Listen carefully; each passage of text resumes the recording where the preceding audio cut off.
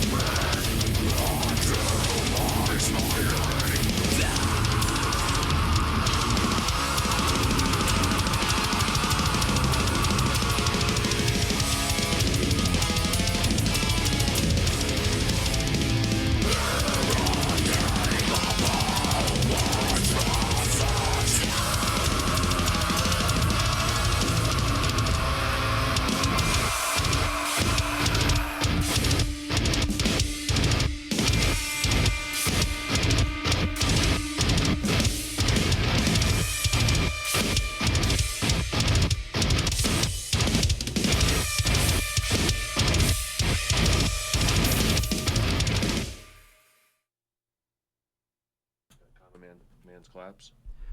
All right, hey y'all, Matthew Brown here with Heavy Rotation. You're going to see my face in just a minute. I'm here joining the studio with RustFed today. I got Eric and my good friend V. I called him Z before. There they are. So, hey.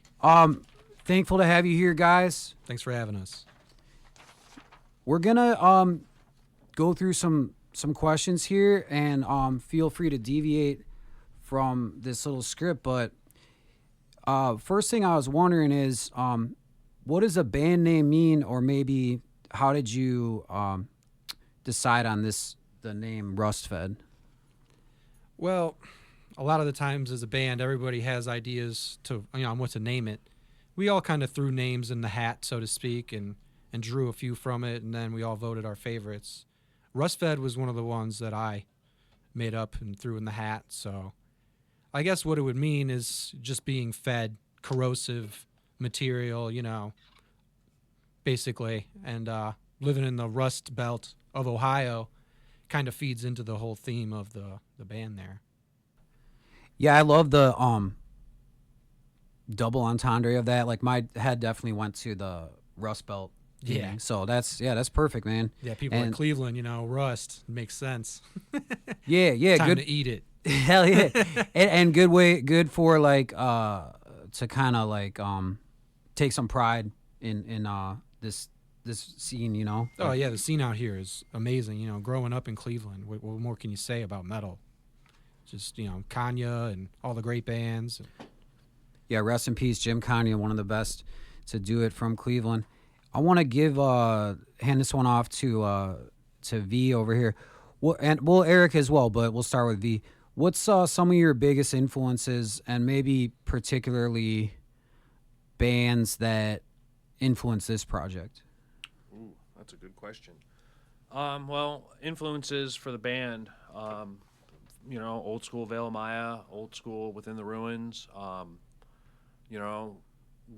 For the most part, we've all known each other for a long time, so we all have a lot of common bands between the Bear and me, Fit for an Autopsy, stuff like that. I'm sure at some point we all liked Slipknot. RustFed is a cornucopia of influences. Personally, for me, bass playing, Frank Zappa, stuff like that. I really like prog music, but, have an idea for heavy stuff. So just anything that has a good rhythm, a good dirty bass tone, stuff like that. I definitely heard some Veil Maya influence on the track we just played, Platonic Smile, near the end. And Frank Zappa, definitely some eclectic stuff, so that's cool to hear. How about you, Eric? What do you think on that question? Well, vocally, I never really had a specific sound in mind. I just wanted it to be abrasive. I wanted it to live up to the name of, like, me eating rust, and you just hear the dry and just hoarseness of the voice, to complement the theme. But I've been told, like, and I kind of hear it sometimes, there's a little bit of, like, After the Burial kind of tone in the vocals, or I guess BT Bam sometimes. I get up in those keys and those higher registers. But I mainly just wanted to showcase a lot of my vocal range and doing it in a way where I don't really use my voice. It's more just like heavy throat sound, and a lot of natural distortion on the voice. And I think it came out pretty cool, I think the new album is going to highlight a lot of what I can do and how long I could sustain, like, screaming, because I think there's one in there that's like 45 seconds long. I'm always worried I'm going to pass out on stage trying to do it, But everything came out pretty cool, and I'm happy with what Noah did and everything. Noah Buchanan, shout out to Noah for doing his input and his magic on the vocals and on the album overall. Mercenary Studios. Yeah, shout out to Mercenary. Noah, who plays in Nunslaughter, along with Joe Lowry, who also plays with both of your guys' bands, Ichabod Crane and this band, RustFed, and Aletheia, and the list goes on. So Joe's definitely doing the most. And like, as far as you're talking about your vocals, like, it's really cool for me to hear it because I've always known you as a drummer. Yeah. Particularly that you're doing Gouty Corpse and then Paradox Rift, and I'm sure more that I can't think of at the second or even know about, right? Yeah, there's a couple that are in a hiatus right now until we get a little further progressed, but there's more coming. Yeah, on that tip, a quick shout out for you as well, V. So you're playing in Ichabod Crane. Are you bassist in that project as well? Play, and do backup vocals. And then the other one, when I first saw it, it threw me because my eye just went to Black Death, but then I'm like, oh no, the name is longer. Like, it's not the band Black Death. It's a very long title. What's the name of that band? The Apocalyptic Fist of the Black Death. Coincidentally, that's my high school band. Still going strong 20 years later. Respect for that, man. Yeah. 20 years in the game. Yeah. The Fist. How would you describe the sound of that band? The Apocalyptic Fist is psychedelic prog death metal. Very cool, man. Yeah. We're going to focus today, we're going to on playing RustFed material first and foremost, of course, but with any extra time, we're definitely going to get some Ichabod Crane, Gouty Corpse, Nunslaughter, etc. in there. And if we don't have time, you should definitely check those bands out. This is streaming live, but of course, I'm going to upload it to YouTube. So if you're listening today or at whatever point, please check out all the projects these guys are involved in. How did you guys meet? Or maybe a broader question, how did the band kind of meet and come together? Well, I was the latest addition to RustFed. They had already been together and writing songs for a little bit, so I'll redirect that question to V here. Well, the history of RustFed is Andrew and I, and before Andrew and I, Josh and Andrew used to play in a band called Under a Dead Sky. Under a Dead Sky, shout out. Yeah. You know, big band from Akron, you know, more than 10 years ago. But Andrew and I, we've stayed friends since, you know, just sharing memes with each other back and forth. And then during the pandemic, Andrew was posting a lot of videos, you know, 1-minute clips of him just playing awesome riffs on the guitar. Shredder. And I told him to come over. Let's record that stuff. I'm trying to, you know, learn how to use my computer. And it kind of just turned into, let's write some songs. And then, you know, we retold it a little bit over the year. And then at some point, Andrew just mentioned that he kind of wanted to play live again. And I was running sound at West Side Bowl and had ran into Joe the week before. So I kind of already had an idea put together, and he told me to go find members. And everyone that I asked, more or less, said, yeah, let's do it. Eric used to play in a band called Moon Burial, and they were one of my favorite bands from the area a couple years ago.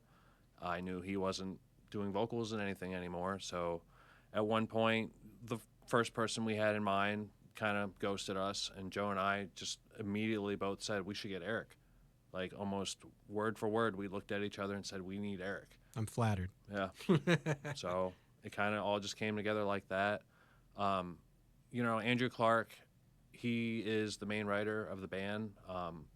He has the bigger picture in his head. So he'll present those ideas to the rest of us, and then we just fill in the spaces, you know. It's a group effort, but it's all, you know, spearheaded by Andrew. Head chef. I don't think that's a bad thing. You know, I think bands work in different capacities, but, you know, of course, like everyone's got to be able to put a bit of themselves into it. But, you know, having somebody to sort of guide the ship isn't a bad thing, especially, you know, when you're involved in multiple projects. I guess it's sort of a thing where you're either going to get along or you won't. You know, personality, everything kind of settles, and it's like, okay, is this vibing, you know, like. So let's do one more question and we'll get back into some music. What's the craziest thing, I guess, that's happened at a show you've done, or, you know, at a recording studio, and anything sort of like surrounding this band, or has that thing yet to happen? Like, what do you guys think? Any funny kind of stories that might come to mind? You know, there's really nothing that stands out as out of the ordinary. We've had a couple shows with a little too much roughhousing as far as crowd killers. We played a couple in Akron where we felt like, we even watched like from the stage, we felt like these people were targeting groups of people that were standing outside of the stage just to, you know, make contact. And, you know, that stuff's kind of strange, but sometimes you just got to take that as it is. You know, some of these people, they dance a little too crazy, and even when you give them distance, they'll still come after you. You just got to be on guard, because there's nothing us as a band can do to protect these people, and at the same time we feel responsible. But that's probably the most serious it's really ever gotten. Yeah. And hopefully nothing too serious in that context, you know, outweighs that. Yeah, sort of a double-edged sword, because it's nice to see people have like a strong reaction to your music, but then you don't want people to feel like afraid to come to the show. Yeah, you know, there's groups of girls and they're getting swung on by these guys that are hardcore dancing. It's just like, you know, you do got to be aware of your surroundings, but at the same time, try to be aware that people will target you. Some people are just like that, and, you know, they don't care. Yeah. So, yeah, I guess that's the craziest story that I got so far. But, you know, we're still relatively young as a band. Right on, man. Well, on that note, you know, let's play some more of the earlier material, but definitely you guys are gonna have to wait. But, you know, I have in my hand an advanced copy of Voracious. We're gonna hear 2 tracks from that. One has already been released on YouTube and I want to say Bandcamp maybe as well. It's out there. You're able to, if you look it up, you'll be able to find it, right? But we're gonna premiere for you the track In the Wake as well. There's 1, 2, 3, 4, 5, 6, 7, 8, 9, 10 beautiful tracks on this CD, right? But anyway, to keep things rolling for now, we're going to hear Abyss of Nothingness, some old school RustFed material for you.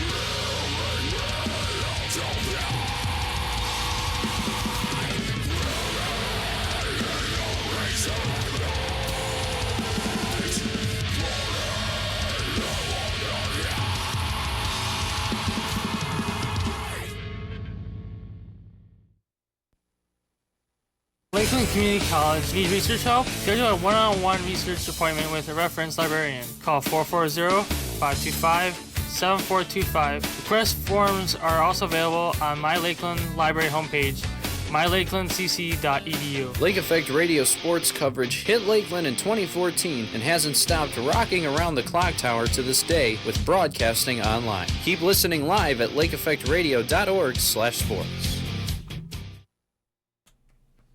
All right, y'all, heavy rotation here. Back in the studio with RustFed, Eric, and V. Got some more questions for the guys here. I'm going to switch this camera view back right quick. So, what advice would you have for like any upcoming artists? I guess this could be any genre, but maybe a little more particularly for hardcore metal bands that, and because you guys have been involved with a lot of projects, you know, what advice would you give them, you know, set themselves up for success? You want to go first? No, you want to go first, Eric. Oh, man, here we go. All right. You're just starting out. I think it's important to put in the work.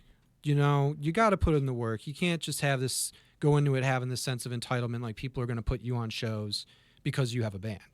Like, you got to put yourself out there, maybe play a few shows that you wouldn't normally want to play just to get the exposure and the experience and to get the momentum. You know, a lot of bands, I feel like they just, as soon as they start, they just want to get on the bill of their choice. And I just think, you know, it's important to put in the work, you know, and build the mindset, try to stay humble and not have an ego, and all these things coincide, I think, with the band starting up. A lot of the times these bands will have their first show and they're not happy with it because it's not what they wanted, but it always comes in time. So I would also say, you know, grind it out, stick it out, and maybe your expectations will be met further along than right away. Because everyone wants that instant gratuity, you know, like, we got the band, the music's out, and we're playing shows, and you got to build it up. You got to put the work in. And then I've noticed too firsthand, once you're out there putting in the work, the shows kind of come to you. You start getting offers, or guys that have been in bigger bands that have been around for a while. They're like, hey, I like what you're doing and this and that. And the opportunity comes, Also, it's another thing, new advice here is support local music, especially if you're a local musician. A lot of these guys will give support when they get support. And it's always reciprocated in my experience. If you make it known you're at their shows, you're posting about their show, or, shaking their hand, nice set after, it all helps. We're all here, and we're all in the same music scene as a team, I think. And a lot of people like to single each other out or make it a competition. So I'll stop there before I start ranting, but I think that's the gist of it. If you're just starting out, I say it all the time, imitate until you innovate. Don't be afraid to take influence from other people, see how they're doing it. And I'm not saying copy them 100%, but see how they do it, see what works, see what doesn't, and see if you can apply it to your own situation. A lot of people, when I was growing up in our music scene, they wanted instant success with minimal effort. And I don't think that's feasible. I think, like Eric said, you have to put in the work. You have to figure it out. You have to figure out how to write songs that are going to sound good. You have to figure out how to work with the people that you've chosen to make music with. And, we all have to figure out how to speak to each other in a way that, isn't going to upset everybody. And we don't have to be on the same page perfectly, but, you need to learn how to communicate with your friends, your scene, and, everyone around you. And then, just be nice. Don't get upset when, bands book their own shows. And maybe when you are booking your own shows, maybe, don't oversaturate your scene by playing the same venue 3 times in 1 month. If everyone knows they can see you next Friday, they're not going to go see you this Friday. And then those same feelings are going to happen when they know they can see you next Saturday. So don't oversaturate your scene and just be nice. Yeah, all good advice there for sure. There should be an exclusivity to, any given opportunity to see a band, and I think that really involves going to play probably in Cincinnati or in Akron, or if you're just in Cleveland every weekend, it's like you were saying, it's the novelty wears off pretty quick. Yeah. And yeah, you might rub some other bands the wrong way. Probably not a good idea. Nah, not good when you're starting out. Yeah. So aside from that, I got a loose little script here we're working off of. Some questions are better than others. What's some long-term goals for this project in particular?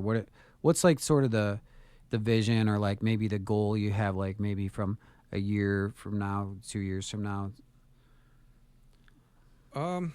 Well, I think everyone has individual goals, and then we as a unit have band goals. So before going into individual goals, I'd say as a band, we really want to get exposure for our music. We're swimming in an ocean of great metal bands these days. And, the age of technology and streaming, we're hard to find. So without paying for it and getting all these media outlets to push our music down people's throats, I just, it's hard, but at the same time, we want to get that exposure, and then we want to push our music to new locations and build the brand, so to speak. I would like RustFed to be a little more of a household name in Cleveland, to be step one, to be a bigger local band, and then branch out regional and test the water and see how people like the music. I love feedback. If anybody has feedback on the new stuff, I would love to hear it. You comment on the YouTube video. We got a lyric video out for Warm Teeth. And then, we're out playing shows. You come right up to us, come to the table. We love hearing input, and we could always try to shift our focus to cater what the people that are listening to us want to hear or want to see us do. Like, where do you want us to go? And that's kind of where we're at as a band. I think is we're open to it. We don't have a set direction or goal. We're kind of open to see where it grows and where it goes on its own organically. But V, what do you think? Well, long-term goal, make money off the thing. At least self-sustainable. Yeah, have fun and make money off of the thing. As of right now, the album, we recorded the album over a year ago, and we already have a good 5 to 6 songs in various forms of playability. So we're already working on new material. We have plans for pre-production early next year. It's baking in the oven, man. Yeah, but I think like the next immediate goal is to just promote the new album, try to get out into other markets. We've played not all over Ohio, but we've played all over Northeast Ohio. We've played Youngstown, Cleveland, Akron, some other town that I can't remember the name of right now, but the next goal is to expand out and just, go south, go east, go west, go north, and just, try to spread the word of RustFed. Feed them all Rust. Yeah. Spreading the gospel. The corrosion. Let's do one other here. So I'm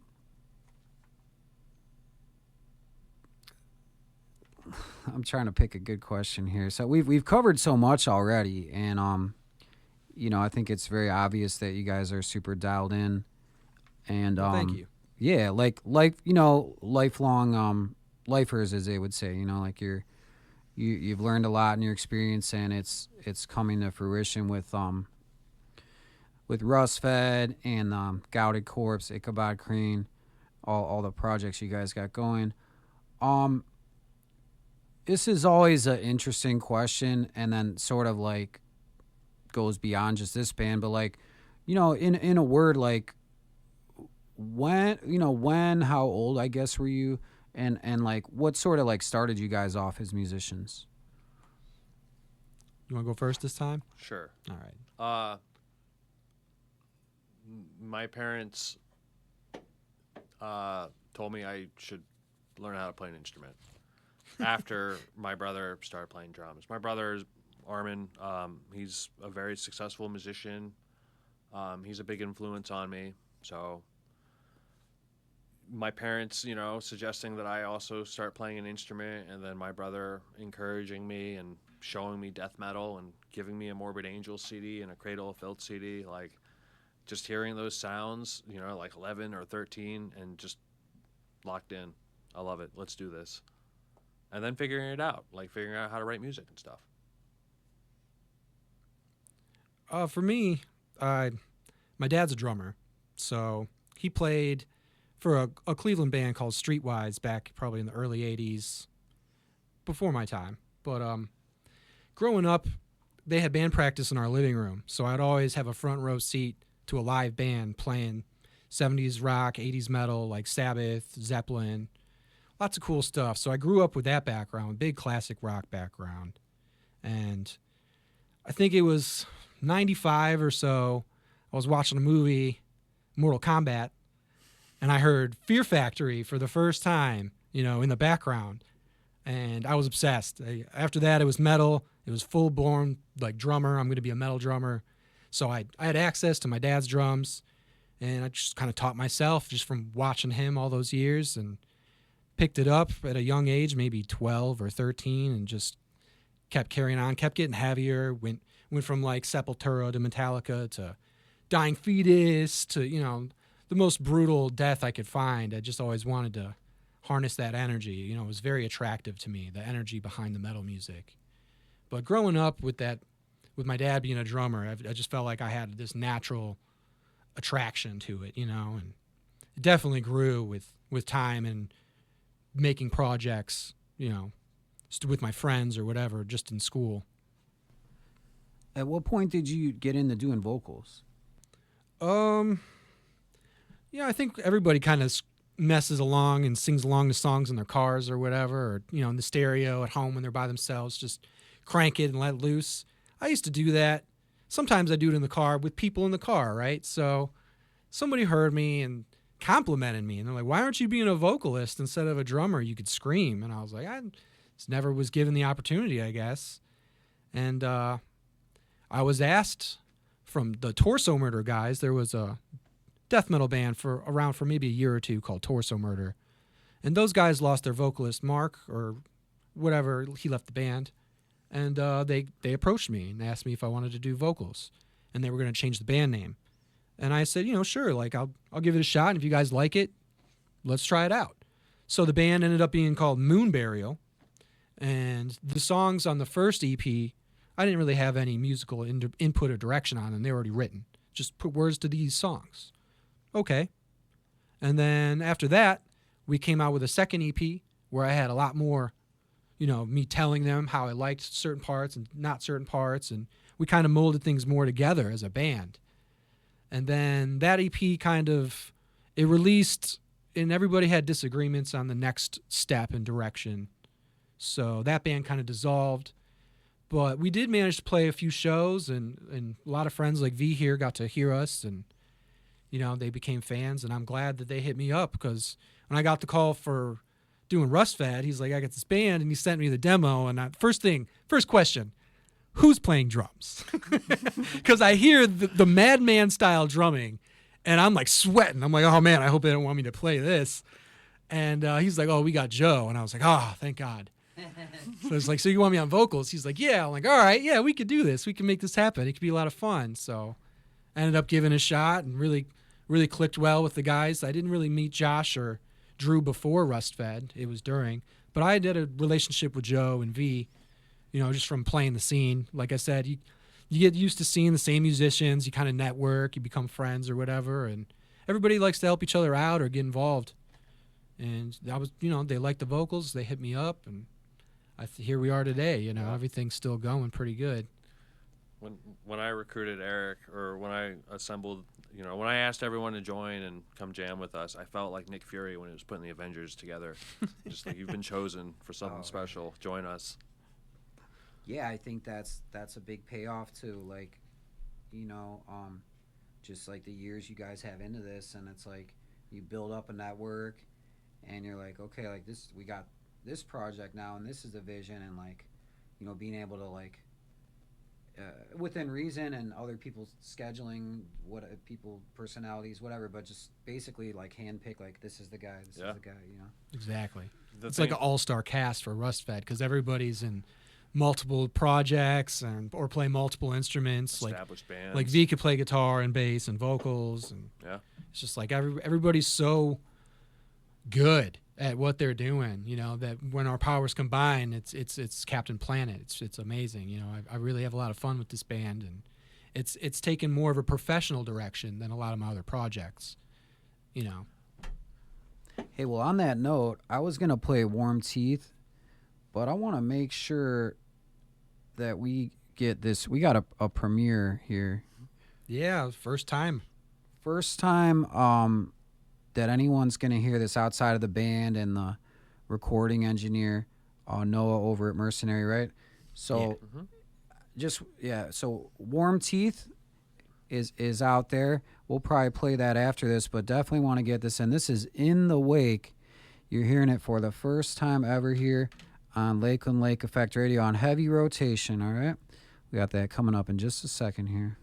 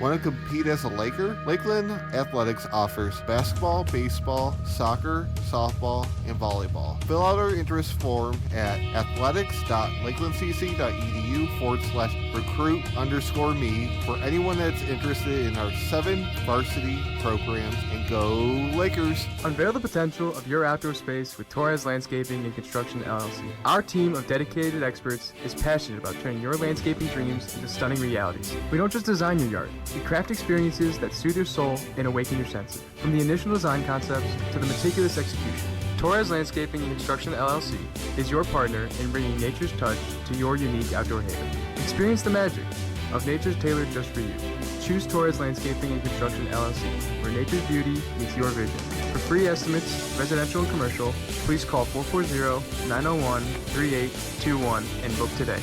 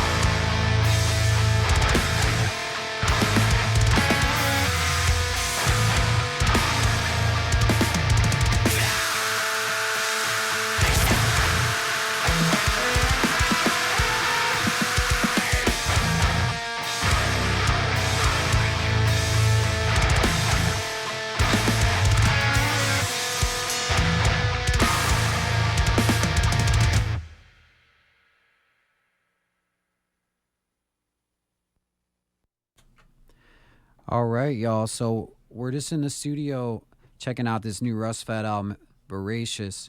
I'm going to put it up on the screen so you could see what it looks like.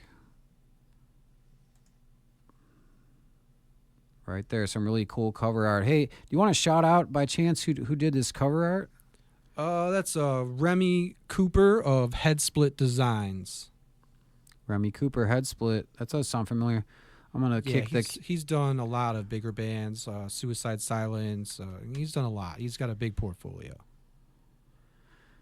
In good company there. So to kind of cap things off, we got about 5 minutes left. We can go over a little if we need to, of course. Just wanted to list off what we heard today, right? We heard Platonic Smile, all from RustFed, of course. Platonic Smile, Abyss of Nothingness, Rampant, 13 and a half, all some older material from the band. And then we heard 2 of the new songs, In the Wake, first time ever on broadcast here, a little premiere. And then we heard Warm Teeth. Make sure you check out the video for Warm Teeth. And these guys, as you would guess, right, they've got shows coming up, one show in particular that they want to let you know about. Can you give us the details on that, guys? Yeah, we have our Voracious album release show coming up at the Musica in Akron on December 13th. It's a Saturday. We're also going to be giving out free copies of that album while supplies last. So get to that show, get your copy, and got a lot of killer bands going to be there. We got Throbber, Perpetual Concussion Machine, which is a killer 2-piece metal band, and then Death and Exhale, which is a local band to Akron.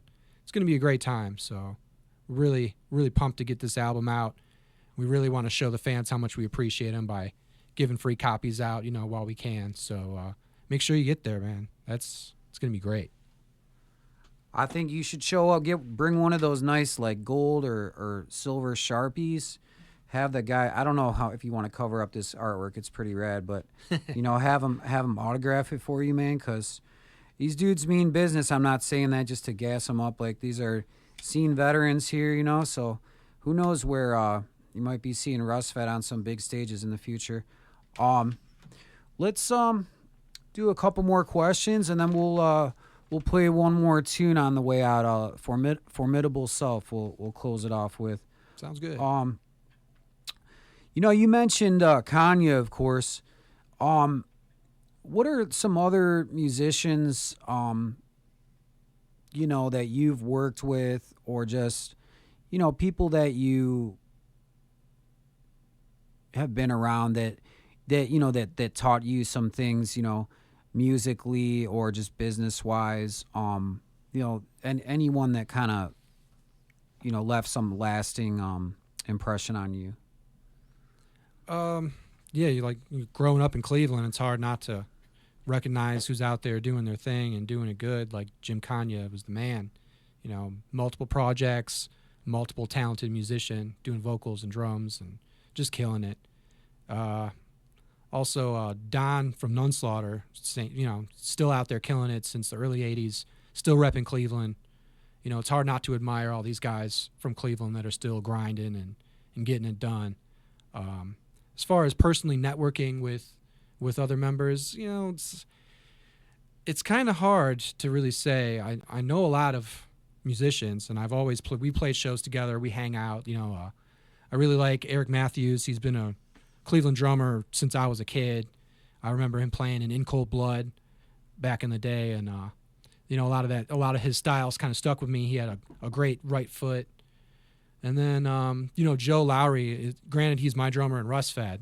It's hard not to admire this guy because he's just grinding in all gears with every band he could find that he's really, he's got a lot of passion for it. And I'm really drawn to people that are really passionate about what they're doing here in the scene and lifting up Cleveland and lifting up metal. So, if I haven't mentioned anyone, I'm sorry if I offended you, but on the spot, I really can't think anybody in specific, All good mentions, of course, and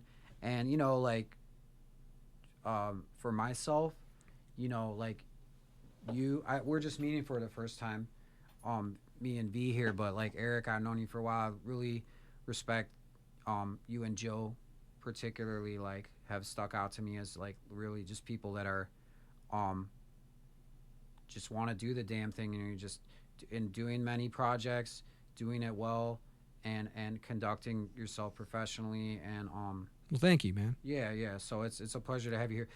V, how would you answer that question? Ooh, well, so Aaron Katovich, he used to do vocals in a band called Enthrall 20 plus years ago. 20 years ago was in a band with him, and another person on that list would be my brother. We did a black metal band about 20 years ago. Aaron, he was a very intense musician, but he really pushed me. He showed me how to play with feeling. He showed me what playing with feeling is. My older brother, Armin,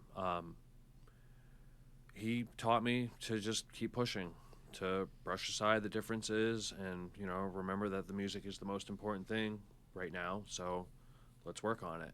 And then, honestly, one of the biggest influences is Andrew. Andrew, we come from different musical styles and backgrounds and stuff, but, Andrew has the patience to show you what he's talking about, or he'll guide you along. Andrew, he's self-taught, and he's just an endless encyclopedia of musical knowledge, and he's really guided me. Over the last 5 years, my step up in musicianship has really improved. So I would attribute to all three of those people, the 3 A's. I definitely got to give a shout out to Noah Buchanan too for always having my back and giving me great musical direction. And instilling confidence is something that's very hard for musicians to do on their own. And he's always like, you just got to go up there and know that you're the man. You got to go up there and own it. You can't have anyone. No one's ever going to tell you. You just got to go up there and fill the role. And lots of little helpful advice and business advice from him is helping me got to where I am today. So definitely got to give him a shout out as well from Mercenary Studios. Yeah, big shout out to Noah. I mean, he's definitely someone I think you can take his word with a lot of respect. What he's telling you a lot, because he's 360 with at least from what I can tell. He's recording and engineering music. He's running sound. He's playing in different band, non-slaughter, solipsistic, different style of bands. Oh yeah. Just and touring around the world with non-slaughter, and there's probably a lot of stuff I'm not even aware of. So, but yeah, definitely all good shout outs. And yeah, AAA. We gotta see, maybe somewhere down the road we'll get, the whole, hard to get Joe, busy guy, but get Andrew in here with you guys, maybe do a follow up at some point. Thank you so much for being here, gentlemen. Hey, thanks for having us, man. This is my first time interviewing anybody in any capacity. So, I'm thankful for that experience. You did great. Thank you guys. Yeah, thank you. Well, you made it easy on me, we got a good vibe going here. We got plenty to talk about. We could probably talk all day. We're gonna finish things off with one of the older tracks, Formidable Self. Make sure you get out to that show. Let's shout that out just one more time, right? December 13th at the Musica in Akron. It is our album release show. Get your free copy of this album, because it is going to rip your face off. That's right. You heard it here. All right. So we're going to close it out with a little Formidable Self. Heavy rotation. Tune in every Friday, 2 to 3 p.m. We got Megaton Communion, sort of like a stoner metal, doom metal style band going to come in next Friday. And, just stay tuned. We're just getting started here. All the love for Cleveland metal and beyond.